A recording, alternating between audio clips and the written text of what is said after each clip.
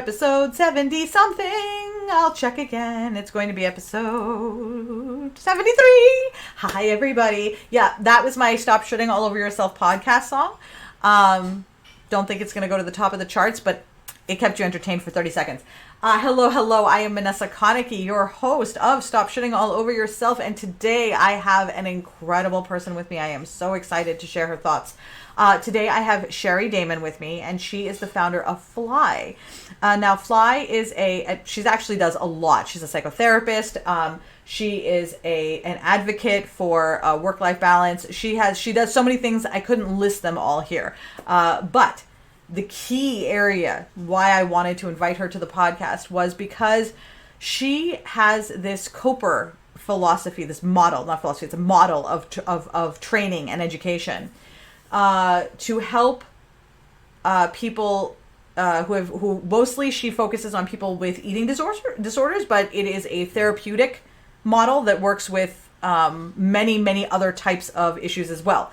And she talks all about it in this podcast. But the reason why I wanted to bring it to you was because traditional talk therapy is fabulous. I've been in therapy for years and years and years, and I love it, and it's made a huge difference in my life. But we talked about how sometimes traditional talk therapy isn't enough for people, and that there are those of us who need other things. Either it's techniques, tools, habits, support, resources, whatever it is. We need additional work to be able to operationalize some of the work we do in therapy in our day-to-day lives so that we can actually start to see a change in our overall well-being.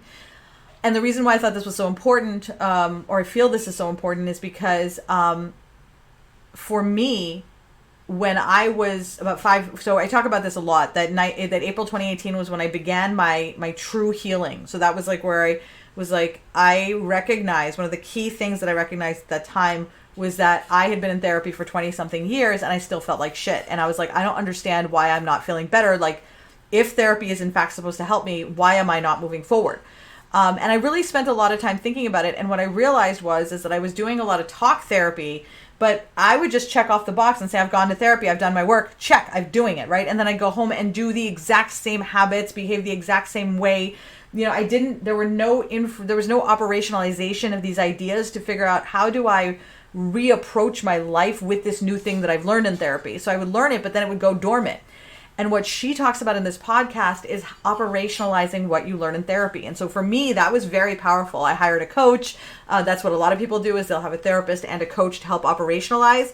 She has created an entire retreat designed to help with this. And literally, when you hear about it, you're gonna be so blown away by all of the things that FLIHH offers to help somebody who is suffering from trauma, or help someone who is trying to move into a space of wellness, right? To help them identify their challenges, really immerse themselves in a healing environment, learn how to operationalize these ideas when you get home, and then have support to go with you as you are now transitioning into your home space. So it's a really fabulous space, and she actually is creating another one in California. So this podcast was to bring this idea that you may be in talk therapy and you may be checking off the box and it may be doing great for you. And if that's working, then fab, keep doing that, like, obviously, right?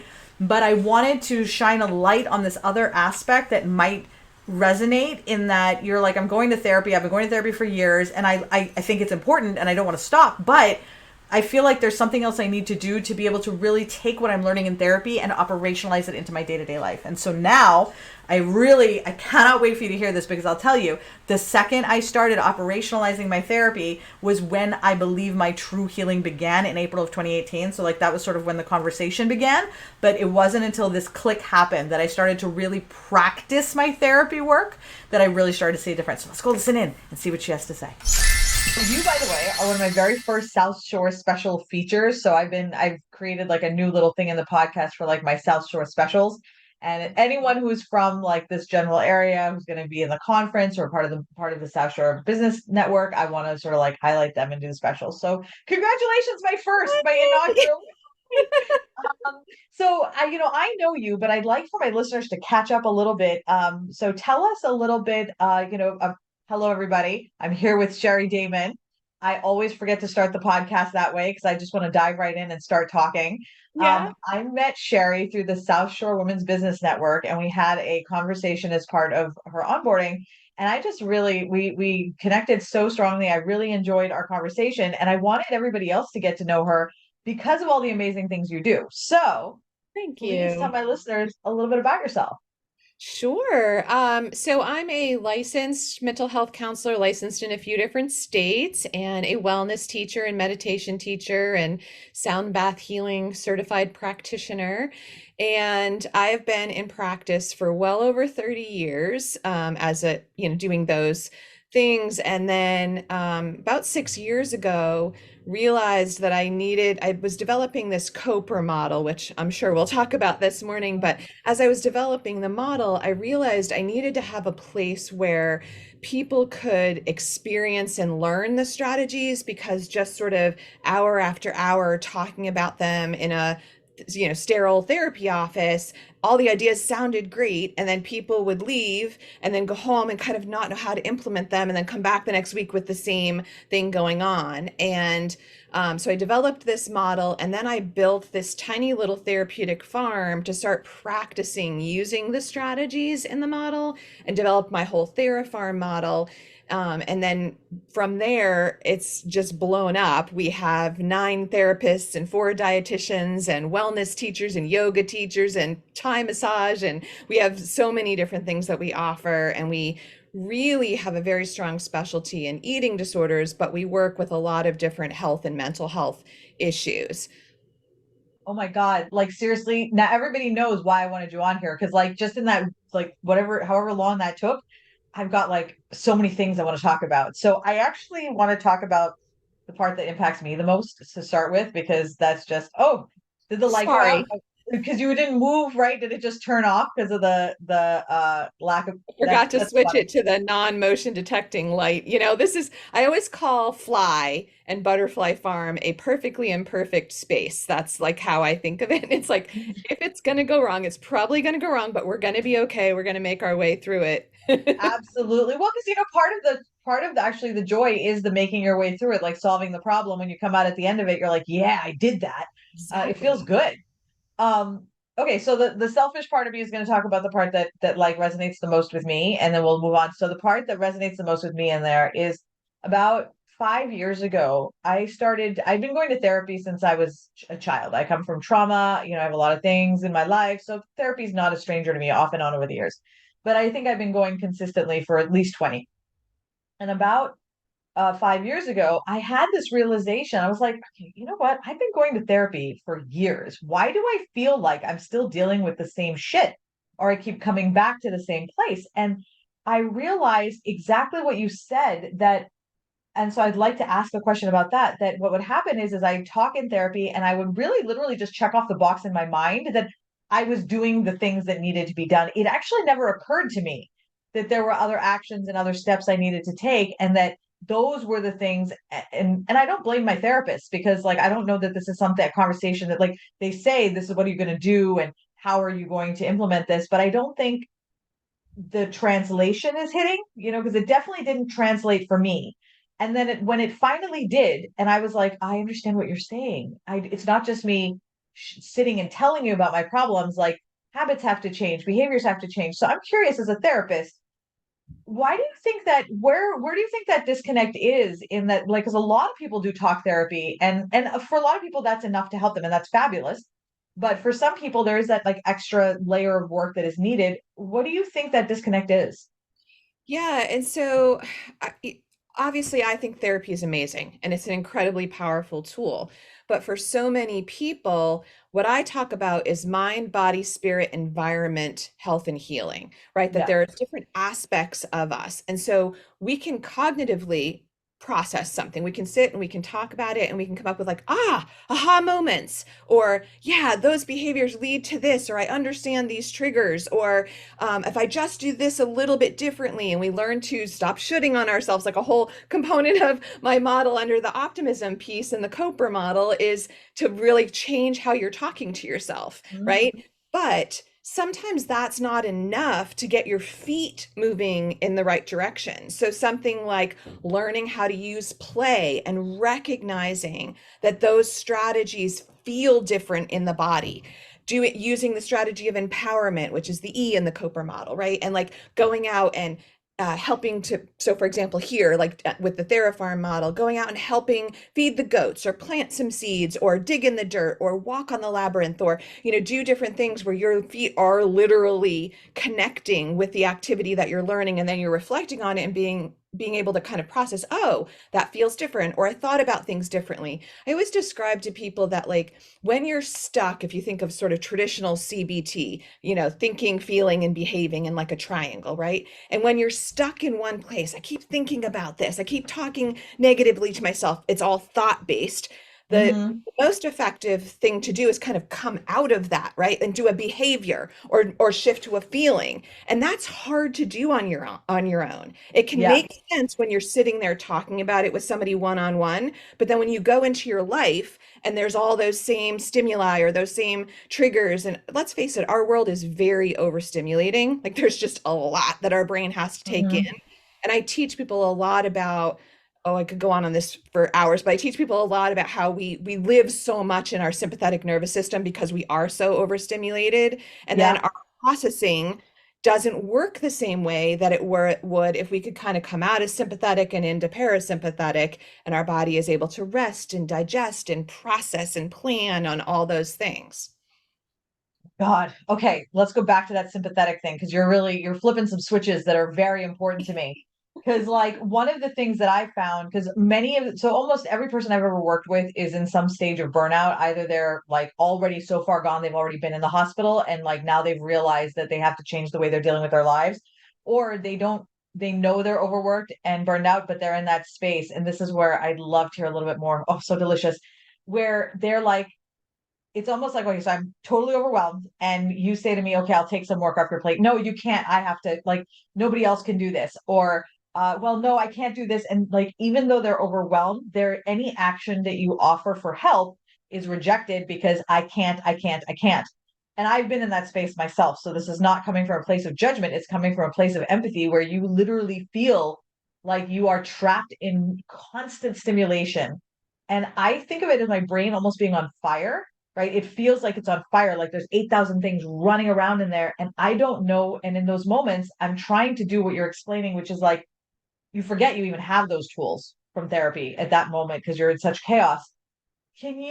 When I started to understand this relationship, the parasympathetic and the sympathetic, was when I began to understand why I wasn't able to calm down. So could you spend a little bit of time on that and explain sort of like when I was in that heightened state and I was just like, honestly, I feel like probably just thinking about it because it's so hard, right? What, how do we tell me about those spaces, how they impact us, and why it's so important to move to that parasympathetic state? Yeah, well, okay, so why? The why is kind of straightforward and simple, and I always use a caveman analogy for this, right? If we are thinking about how our body sort of organically functions when we are in danger, when we're under threat, caveman wakes up one morning, rolls the rock away from the cave, and there's a saber-toothed tiger. And he, like, everything in his body activates to fight or flee, right? Mhm. So there's no like, what would be the best way to handle this situation? What am I going to do afterwards to take care of myself and engage in self-care? The caveman's not doing that. It's like fight or flee. And so the Mhm. body becomes highly activated, heart pump, lungs pump, muscles, and we fight or flee, right? And then after doing that, after interacting with that saber-toothed tiger, the body goes into parasympathetic because we sort of burnt off all that adrenaline, all that cortisol, and caveman can lay back down in his cave and have his snack and, just kind of chill out because his body kind of shifted automatically by burning it all off. when I was saying our world is so overstimulating, what I see is that between technology and all of the things that are going on in the world around us and worries and family life, I mean, walk through a grocery store aisle, right? If I want to go to the pasta aisle in the grocery store, there's 50 different versions of pasta and colors and lights, and you know what I mean? So it's like everything we have, our brains are still like in caveman mode, in that it's like, oh, this is very Yeah. overwhelming. And so we're constantly lighting up that sympathetic, but we're not, running away from a saber-toothed tiger at, 20 million miles an hour. So we're not burning it back off. And so I try to help people understand that in the moment of super high stress, super high anxiety, it's kind of like, on the South Shore, we go swimming at the ocean, right? And every once in a while, that great big wave will come up and I can't get away from it, right? I can't swim fast enough to get away from it. Mhm. And I can't stop it. Like, no, no, ocean, I don't want this big wave. So I kind of just hold my breath, go under, and let it pass over me. And then once that happens, I kind of figure out how I can get to shore, right? And so in a moment of super high stress or high anxiety, what I help people kind of work on is, what are your soothing and coping strategies just for that moment? Just to get Yeah. through that really stressed out moment, because that's not when we can change behavior. That's when we just need to take good care of ourselves, calm and cope as much as we can. Then afterwards we can kind of reflect on that and say, well, where did this come from, or what was going on? And that's when we can start to learn the skills and strategies of mind, body, spirit, environment, and then figure out how to do things preventatively as much as possible. So I work with people a lot on understanding that you can't heal if you don't know what healthy looks like, right? So learning Yes. those skills and strategies of how to promote your overall health is actually the same tools you can use when you start to have a hard time. And then over time, what happens is, oh, I'm noticing my heart is racing, my palms are sweating, I'm getting a little stressed. Let me stop here and Yeah. engage in some of those strategies so that that big moment doesn't happen. But if the big moment happens, I know I also have tools on board to just kind of calm and soothe and get through it. And then I can look at it afterwards and say, all right, what did I learn from that? What can I do differently next time? So it's not that we can ever, I always say, I wish I had my therapeutic magic wand and I could just be like, poof, you're no longer going to have stressors. Poof, you're no longer, like, I don't, right? So reality is, in life, we're going to have really stressful times, hard times, painful times. But the more we start to learn the skills of self-care and how we can take care of ourselves in those situations, the better and better we manage them, and they don't knock us around quite so much. That wave analogy, right? They don't knock Yeah. us around. Yeah.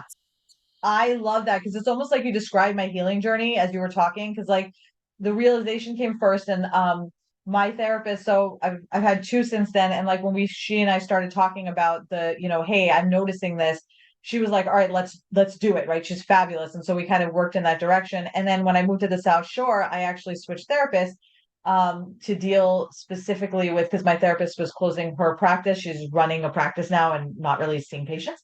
So my new therapist is really all about play. And so she kept telling me to go to the swings, go swing in the swings, because because I'm really into the air and that kind of thing. So she's like, go to swinging, and like every time, did you go swimming? Did you go swinging? And she never gave me shit about it. She just asked, and like I knew. And so I went swinging, and honestly, just the act of swinging changed such a huge like.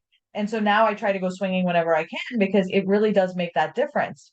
And what ended up happening, as you say, exactly as you described, I it was almost like a ramp off of high stress, because I find that like, so I was living in this very heightened state for such a long time and couldn't get off. And it's funny because you said you don't want to try to solve the problems or do anything when you're in that state. You want to just sit.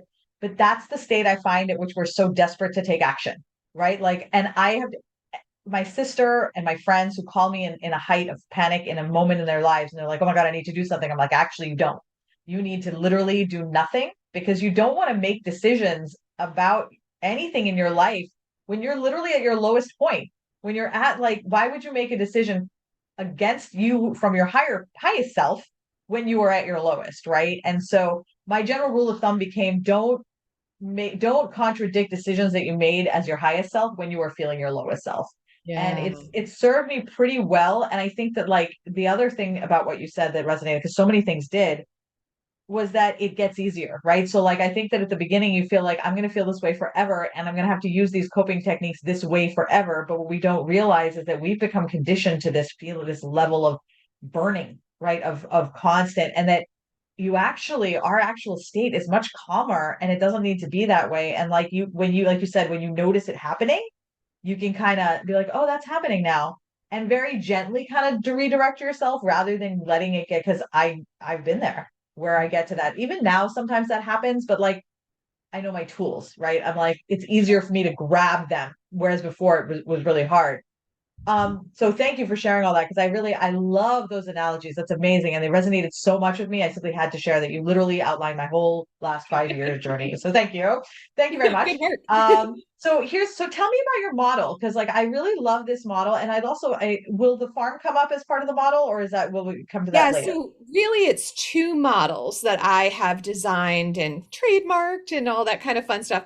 So the Coper model is the principles of connection, optimism, play, empowerment, and resilience, and kind of working those five pillars for health and healing. And I can explain that in more detail. And then out of that, I really developed this experiential learning process that I do, and this TheraFarm model, and using the connection with nature and the environment and all of the different elements of the environment that impact our health, from toxins to, not being outside enough, to not playing enough, to, all those kinds of things. And so I designed this entire TheraFarm model, and do a TheraFarm practitioner certification with it and all of that kind of stuff, so people can continue to use those tools. But that came out of where I was with the Coper model, and teaching people that illness is fueled by isolation, right? So connection is a really, really important tool, but not everybody has positive human connections, or maybe doesn't want human connections right this moment, right? And so in order to step out of the illness is fueled in isolation, sometimes we have to connect with animals, Mm-hmm. nature, activities that fill us up. And then through those connections, other connections emerge, and we're not sitting in isolation. So connection is a really important piece. I teach people a lot about mirror neurons. And so we do a lot of support groups and retreats and workshops and those kinds of things, because when we're in community with other people and learning things and seeing people's reactions and mirroring some of that, then our body heals. So connection, huge healing tool. Optimism is the stop shooting on yourself, changing how you think about things, how you talk to yourself, not worrying forward, not worrying back, but learning how to kind of observe, notice, just everything we've been talking about so far this morning, right? So optimism is really that thinking component of it, and really examining things without judgment, and understanding that there's an impermanence to everything that we experience, kind of that Buddhist philosophy. And understanding that I have within me the ability to start to think about this differently, but I might need supports, I might need education, I might need experiences to help shift that thinking. And then play, we kind of talked about that already, that our body shifts and changes when we experience comfort, joy. If I want to get my brain out of that thinking that I was just talking about, one of the most powerful tools I have is my senses, right? That sensory processing in my brain is so powerful. So I'm stressed and anxious, and that wave is coming. I might just be able to sit and smell my favorite candle, or I might be able to, we make really cool candles, I might be able to get my favorite chapstick, my favorite hand lotion, and sort of soothe by touch, or soothe by smell, or soothe by sight, looking at pictures of my dog, that I can Mm-hmm. use my senses in a playful way, or again observing or noticing, oh my gosh, look at those kids swinging on the swings, I might swing on the swings. I love water. Water's a really soothing force. And so floating in the water, swimming in the water, putting your toes in the water, holding an ice cold glass of water. So there's a million, like I could go on and on, right? A Mm-hmm. million play strategies. And then empowerment, which is the E in the Coper model. We all heal by doing good in the world. And then we feel good. So it's that feel good, do good circular Mm-hmm. phenomenon, right? So empowerment is another strategy that I use when somebody's stuck themselves. Stepping outside of yourself and doing something for somebody else gets you that bright, shiny face effect, right? You walk into the room, I have people who like volunteer at the animal shelter, and you walk in and the staff is like, oh, thank God it's you. Causes a different feeling in your Yeah. body than maybe what you were thinking about yourself before you walked through the door, right? And then Yeah. they all kind of come together to help your body strengthen. And when I talk about resilience, I don't talk about resilience as a like, you have it to get better, just like try harder kind of thing. That's not what I mean by resilience. When I talk about resilience, I talk about those things that strengthen you and looking for those things that help you heal and that help you feel healthy and that strengthen you, not your strengths in the way we traditionally think about them, like what you're good at. I'm good at cleaning toilets, but I don't list it as one of my strengths, right? So it's like really looking at like, what are those things that fill me up? Because when I'm filled up, I take good care of myself and then I'm able to manage those really hard situations. Oh my God. It's so interesting you say that about strengthening because I think that like you've given voice to something that I've like it's the way so I hate the way resilience is usually used. So I'm really glad you use it the way you do. And I knew that you did use it that way. So like I would never have said anything, but because I know how you use it, right? But like when people are like, you know how it is, they're like, oh, you're sick and you're so resilient. Don't worry, you can do this. Just keep going. You're just like, dude, I am in agony all day. It is just, it's all I can take to like just get up. But I love how you talk about it in terms of the things that strengthen you, because when I think about my community is the chronically ill, we're neurodivergent, we've suffered from enormous trauma. But I think that there's this belief that it's one or the other, you're chronically ill or you're happy, or you're in pain or you're happy or content or joyful or whatever, right? And I think that what's happened, and I believed that for years, and I felt I was very jaded. I felt like I was very jaded. And I often joke that I didn't finish going through adolescence till I was 37, because like I was so jaded until that time, really. And I think I started to come out of it then, but the healing actually began about 5 years ago. But it was through that, I think that process of recognizing that trauma, pain, challenges, difficulty, all of those things can exist in the exact same space as joy, happiness, and peace, which seems like, what are you even talking about right now? Right? Like that doesn't make any sense. But they do. They do. Individual human beings are able to demonstrate that contradiction and say, I live in that contradiction, and it is that.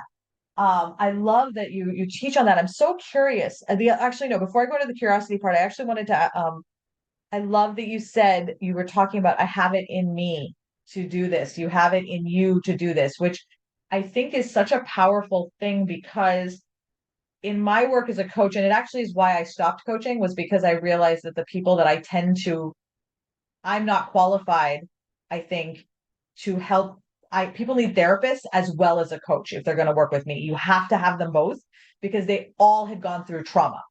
And if they don't have the therapist as well as the coach, then they can start looking to the coach to become the therapist. And that was something that I started to observe, and that made me really nervous. And I was like, you know what? I don't really think I am the right fit for this, because I think I can help in a better way by connecting people to therapists and connecting people. Like, so I would rather do that than create the illusion that I can help you with some of these very difficult, like I can help you with your business. I can help you solve your marketing problems. That's easy as pie. But if there's underlying issues that make you feel like you don't have it in you to do this, I can't help with that. Right? There's nothing I can do to help with that. So I really love how you really prioritized the you can do this, the empowerment, the resilience, because it sounds like every single piece of this is really built around strengthening the core within us already, right? As opposed to saying, I'm going to help you, right? Which in the end still puts people attached to you. That's the other part of coaching that I didn't like. Was coaching typically is people say things like, I can help you. I can solve this problem. My thing can solve this problem. And the more I coach, the more I realized that the difference between the people who succeeded in my work and the people who didn't was them. It wasn't me. If they did the work, they succeeded. If they didn't do the work, they did not. Or it wasn't the right fit for them and they needed to find something else that was a better fit for them, based on how their minds work. But I think that so much of our healing work is focused on almost keeping people stuck in the healing journey, Mm. so that they're constantly healing. And I feel like, and some of us are, but what do you think about that? The idea that like there's an industry based off of keeping people in the state where they're healing themselves and not actually quote unquote healed. You know what I mean? It's such an interesting comment. It's something that's been so on my mind lately. I'm also embarking on building this eco sanctuary in California where people can really immerse in the process, even bigger than they do this little piece in Massachusetts. And the main reason why I'm developing it is because I want to really teach wellness. As, like I said, you can't heal from an illness if you don't know what healthy looks like. And Mhm. I think our resources and everything are driven towards treating symptoms. So I think our brains and our bodies have been programmed towards go see this doctor for this thing and treat this symptom. Go see this therapist Mhm. for this thing. And so I think you're right. Like we do tend to lean on this in, whether it's I only want to use insurance or that mentality of I just have to keep healing versus wait a second, let me look at what healthy looks like and maybe I actually already have some of that and I just have to Yeah. keep promoting that. And then, oh, by the way, I actually feel better, right? Like, I feel like we're doing it backwards. We're always going in trying to quote unquote fix the problems versus saying, let's work on strengthening our overall mind, body, spirit, environment health. If we're living in an environment that isn't healthy, it's also going to affect our mind, our body, our spirit. So it's really those four elements. And holistically, most places talk about mind, body, spirit. And what I've added through my models is mind, body, spirit, environment, that there's really four pieces of our overall health and wellness. And I think always kind of treating the problem keeps us stuck in that constant process of healing. Are there people who stuff has gone on for them or stuff is currently going on for them where right now they just have to focus on healing? 100%. I treat a ton of people with eating disorders, a ton of people with, relationship issues or whatever, trauma. Right now, healing does have to be their priority, but I'm Mhm. always trying to convince them to also come and learn about being healthy. Like let's do some wellness retreats, let's do some workshops so you can learn those skills so that you can then go, wait a second, I'm actually doing that. That's actually something that's a strength of mine. It's actually so interesting as you're saying. I think this is a problem bigger than only therapy and like healing. Because like as you're saying this, I'm thinking of all of because so one of the things that I did as a consultant is I'm a crisis manager who works with uh people whose grants have gone into crisis and they need to like get them all organized and sorted out and whatnot, right? And usually this is something that's happened because of years of systems that are antiquated, things not working, and they just pile on each other over time, right? And now there's just a lot of fires that need to be put out, systems that need to be fixed, things like that, right? And so whenever I go in, everybody wants to deal with the immediate fires that are there. And I'm like, okay, yeah, you're right. We do have to deal with those fires. But the truth is, you wouldn't have gotten here if the infrastructure itself had been designed to promote a healthy workspace where it is efficient and there's systems and so on. So we have to do them both at the same time. But there is very little appetite in corporate America for that kind of thinking, like really very little appetite. Now, it's always an uphill battle to be like, and my answer is always, look, one way or another, you're going to do this. Either you're going to do it now with me, or in 6 years, you're going to do it with somebody else. But one way or another, this is going to happen. Yep. And so that makes perfect sense that we would do the same thing. And when I think about, again, my last 5 years, which is what I consider my main healing journey, like intentional and really, I'm going to say it's your model. Like as you're talking about it, the environment is the key one. I had to set up an environment that supported the healthy life that I wanted, right? So like if my environment wasn't conducive to sleeping, let's say, and I have to go to bed at a certain time and wake up at a certain time for my body to not be in agony, then that environment is going to set me up to succeed or fail, depending on how I have that set up. So if I have a really tense environment where there's a bright light outside that's shining in front of me and there's, we fight every night before bed, then I'm probably not going to have, it's not an environment that's going to allow me to feel healthy in the morning. I'm going to feel like shit every morning and wonder why I feel bad every morning. And then I'm going to go to the doctor to get Xanax or to get, something, which I've done in the past, right? And again, I got to that point where I was like, I feel like I'm just doing the same thing over and over and over again. Like it's never changing. Your model is for this environment area is like so brilliant. So I'm curious. Okay, so now we're going to the curious question because so you're in Massachusetts and you're creating something more intense, bigger out in California. Yes. So let's talk Massachusetts for right now because this is already sort of up and running. What if do is this like a how would a person who's like, oh my God, this is something I'm really interested in, how would they get involved, as a let's start as a patient for somebody who needs help, right? How would they reach out to you? Is this something that you only have, is it only a retreat type thing, or do you guys do like hour-long seminars? Like what kinds of things do you offer and for whom? Yeah, that's why I've really curated what I've curated, right? Like I have this amazing team of people that have all been sort of trained in my model, work really closely with me. So you can come into Fly and Butterfly Farm from a treatment perspective. I need a therapist, I need a dietitian, I need meal support, I need to be in support groups, so I need treatment. So you can come into Fly for treatment. We take a lot of insurances, we do sliding scale. I've been working on developing a nonprofit so we can do equity pricing for people. That's just launched. So there, we still have to do fundraising for it, but we're trying to do that because we're trying to ensure that anyone who needs health and mental health support doesn't have to rely on a place that only takes their insurance, or they don't have enough funds or whatever, and so therefore they Mhm. can't get the great services. So yes, you can come into Fly and you can get treatment. You can come into Fly and you can do wellness retreats, wellness workshops, therapeutic yoga, Reiki, sound bath. You can do like these wellness learning lessons individually or in small groups. You can also have Fly staff, myself or one of my other speakers, come into your place of work, or work with a group of people. If you had like I have a whole women's group in our HOA and we want to, whatever, we can come in and do workshops with you that way. We very often will throw up free things like January, February, March, and April. I did all kinds of different free workshops. And then for the month of May, we did Mindful Mondays, which were free. So we try to give some free stuff away too. But as a Mhm. business, obviously you have to bring in income too. So Right. but we can tailor make speaking engagements, workshops, trainings for large groups, small groups, individuals.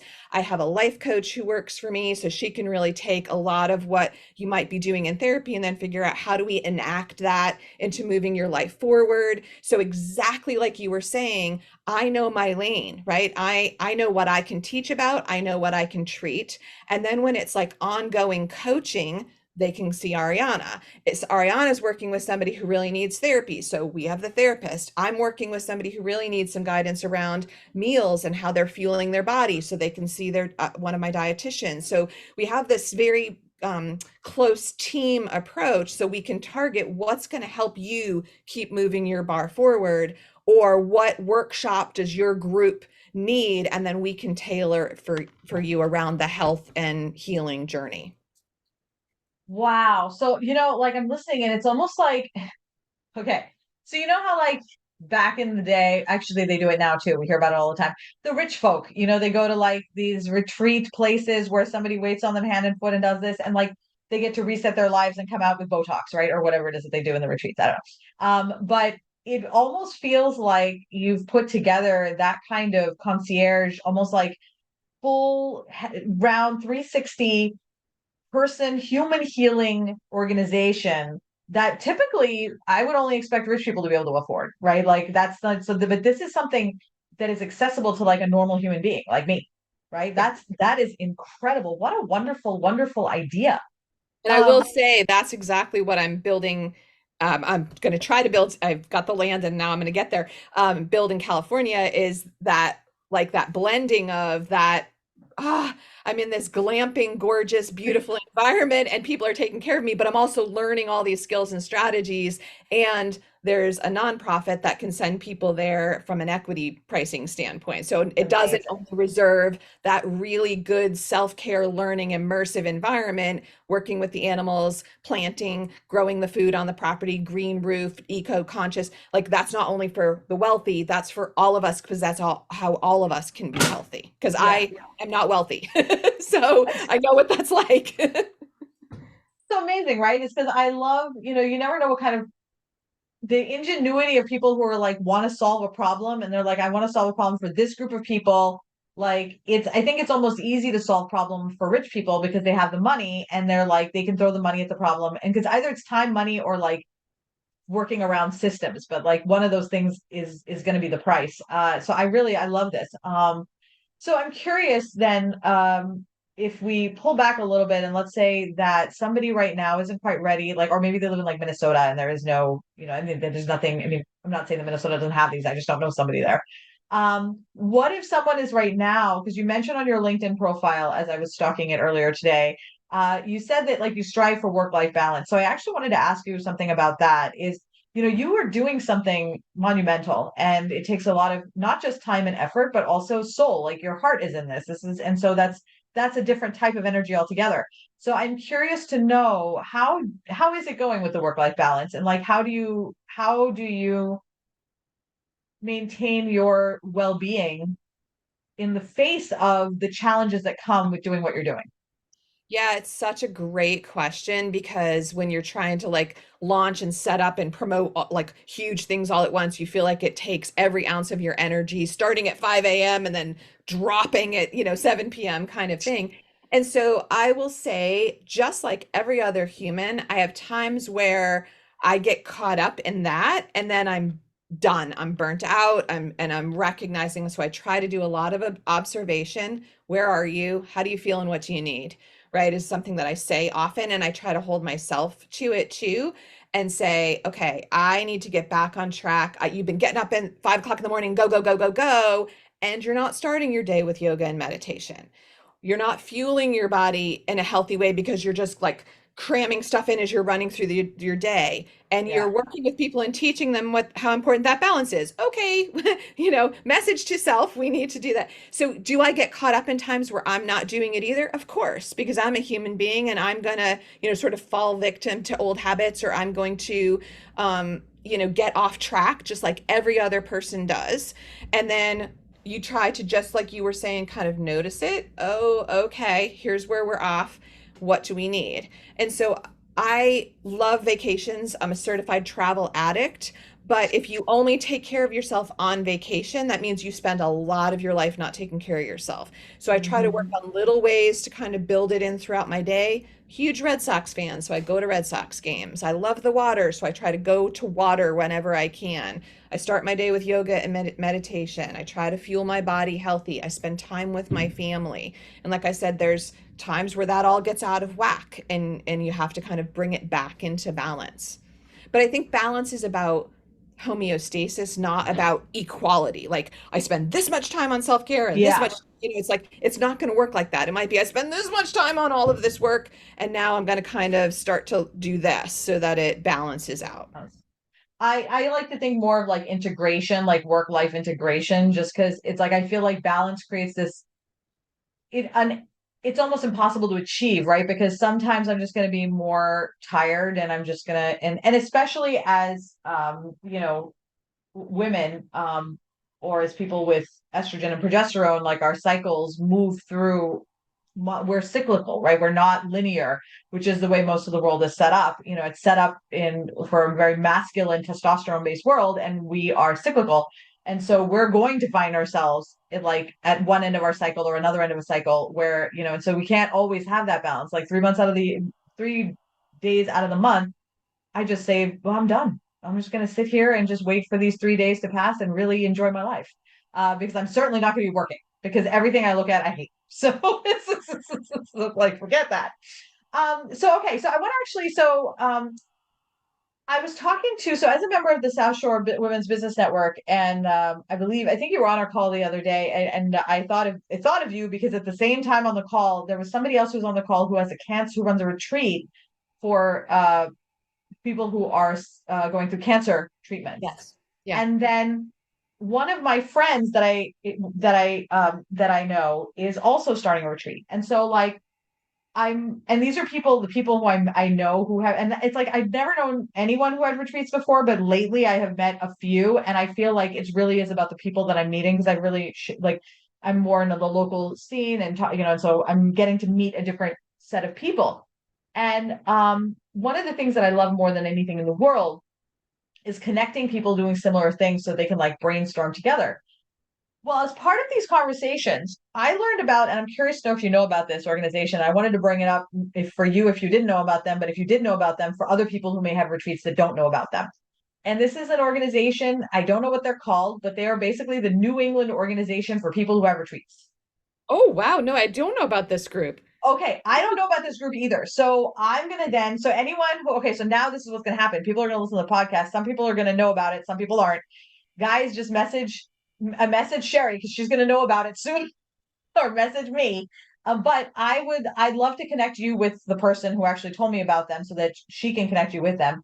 Because basically, it's like a bunch of retreat owners in New England who get together and talk about, what it's like to run a retreat, the things that problems they run into, law, just, the kinds of stuff you need to know in a business to get. I know, right?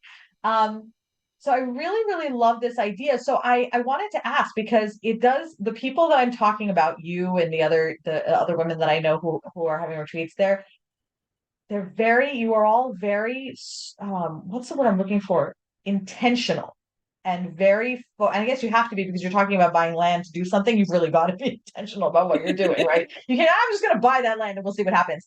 But you're very intentional about what you're doing and about doing it in a space. So I'd like to know where do you think the main benefit is? Because I mean, I can feel the benefit, but I'd like to hear it sort of articulated of actually taking yourself out of your space and going into a retreat type space. Like what does that get somebody that you really can't get like in your own house or like, somewhere else? It's such a great question because I'm of two minds about it.